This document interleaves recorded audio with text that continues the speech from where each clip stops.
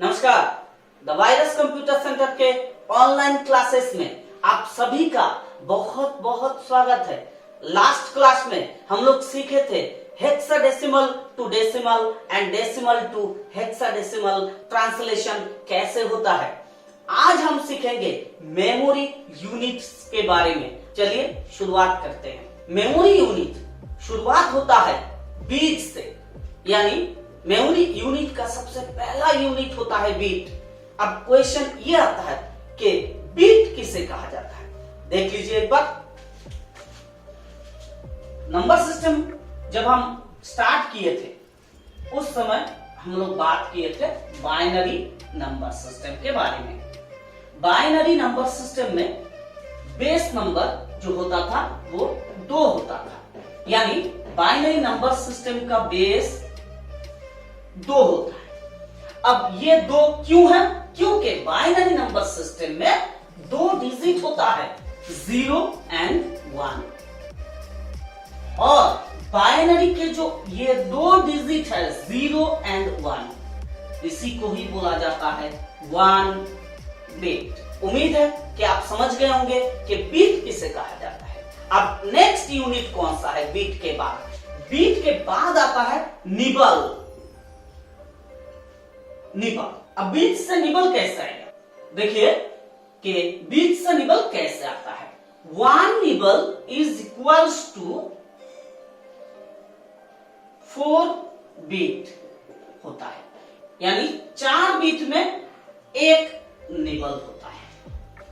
4 beat में 1 nibble, beat nibble. अब तीसरे नंबर पर आता है बाइट। बाइट यानी 1 byte is equals to 8 bit. अब देखिए बाइट और निबल के बीच में रिलेशन क्या बनता है। हम इसके जरिए निबल और बाइट ये दोनों के बीच में रिलेशन बनाएंगे। कैसे? ये जो 2 कैलकुलेशन है ये दोनों में से किसी भी एक इक्वेशन से आप वो कर सकते हो, यानी निबल और बाइट के बीच में रिलेशन तैयार कर सकते हो। चलिए हम क्या करते हैं, फर्स्ट वाला ही ले लेते हैं जहां पे लिखा हुआ है 1 nibble is equals to 4 bit.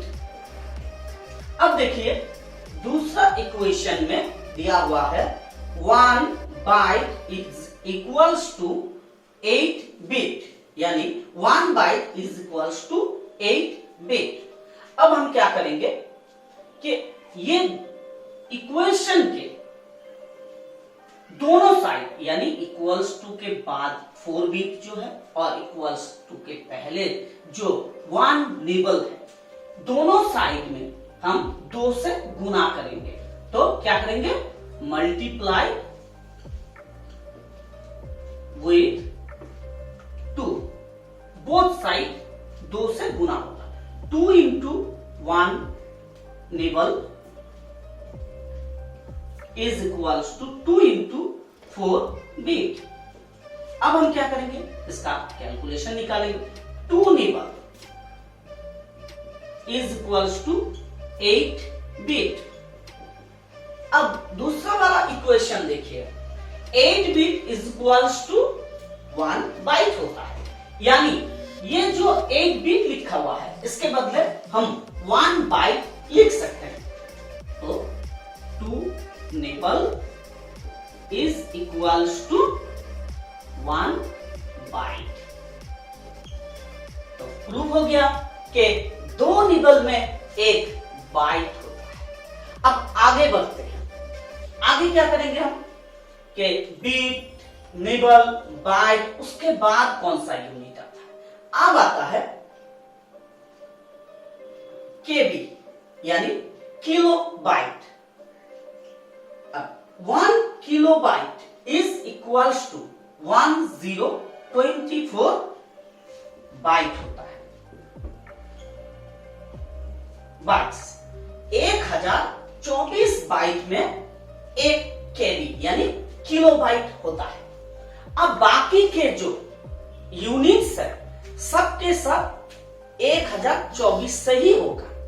यानी अब हम क्या करेंगे, देखिए अब हम आए कहां तक, केबी। केबी के बाद जो यूनिट आता है वो आता है एमबी। अब एमबी कहां से आएंगे, एमबी केबी से आता है, केबी। तो 1 MB इज इक्वल्स टू 1024 केबी होता है। अब एमबी के बाद वाला यूनिट कौन सा है, एमबी के बाद जो यूनिट आता है उसको बोला जाता है जीबी। अब जीबी कैसे तैयार हुआ, जीबी तैयार हुआ एमबी से। 1024 MB में 1 जीबी होता है। जीबी के बाद जो आया उसको बोला जाता है टीबी, यानी terabyte. 1024 GB is equals to 1 TB होता है। टीबी के बाद जो यूनिट आया उसको बोला जाता है पीबी, यानी petabyte. 1024 TB is equals to 1 PB. बहुत ही बड़ा यूनिट होता है, ये ज्यादातर जो सर्वर होता है उसमें यूज किया जाता है। अब हम बात करेंगे कि पीबी से बड़ा यूनिट कौन सा होता है। पीबी से बड़ा यूनिट होता है ईबी, यानी इसको बोला जाता है exabyte. 1024 PB is equals to 1 exabyte होता है। अब हम बात करेंगे कि ईबी से बड़ा यूनिट कौन सा होता है। ईबी से बड़ा यूनिट होता है जेडबी। जेडबी का फुल फॉर्म होता है जेटाबाइट। जेटाबाइट 1024 ईबी से होता है 1 जेटाबाइट। जेटाबाइट से जो ऊपर का यूनिट होता है उसको बोला जाता है वाईबी, यानी yottabyte. 1024 ZB is equals to 1 yottabyte होता है। उसके बाद योटाबाइट से भी बड़ा यूनिट होता है, उसको बोला जाता है बीबी, यानी brontobyte. Brontobyte 1024 yottabyte is equals to 1 brontobyte होता है। ब्रोंटोबाइट से भी ऊपर यूनिट होता है जिसको बोला जाता है जीबी, यानी जियोबाइट बोला जाता है। 1024 बीबी इज इक्वल्स टू 1 जीबी, यानी जियोबाइट। इससे ऊपर फिलहाल कोई मेमोरी यूनिट्स हमारे पास नहीं है। तो उम्मीद है कि आप लोगों को मेमोरी यूनिट्स के बारे में पता चल गया होगा। कई बार एक यूनिट से दूसरे यूनिट में ट्रांसलेशन होता है, वो एक मैथ के जरिए किया जाता है। एक मैथ में आपको दिखा देता हूं तो आपको समझ में आ जाएगा कि ये इतना हार्ड नहीं है, इतना टफ है नहीं। देख लीजिए, एक छोटा मैथ हम दिखा देते हैं कि एमबी से आप केबी ट्रांसलेशन कैसे करेंगे, बाकी मैथ ऐसे ही होंगे। देख लीजिए, मान के चलिए आपको एक क्वेश्चन दिया गया कि 5 MB इज इक्वल्स टू कितने केबी, यानी 5 MB को अगर हम केबी में ट्रांसफर करेंगे तो कितना केबी होगा। बहुत इजी है, देख लीजिए। पहले एमबी और केबी का रिलेशन क्या है वो पता कर लीजिए। 1 MB इज इक्वल्स टू 1024 केबी होता है। अब हम क्या करेंगे, दोनों साइड में 5 से गुना करेंगे, यानी multiply with 5। 5 into 1 MB is equals to 5 into 1024 KB.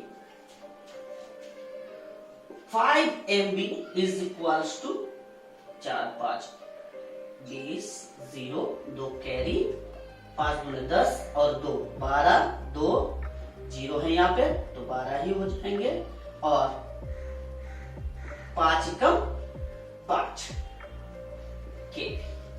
तो 5 MB is equals to result आया 5120 केबी।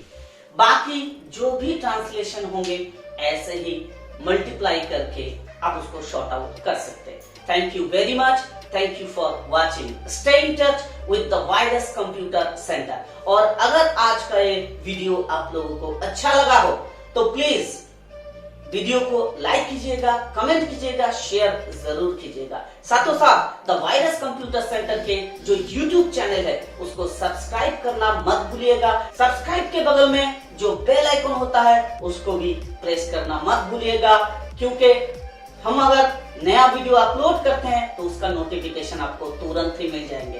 Thank you very much, thank you for watching.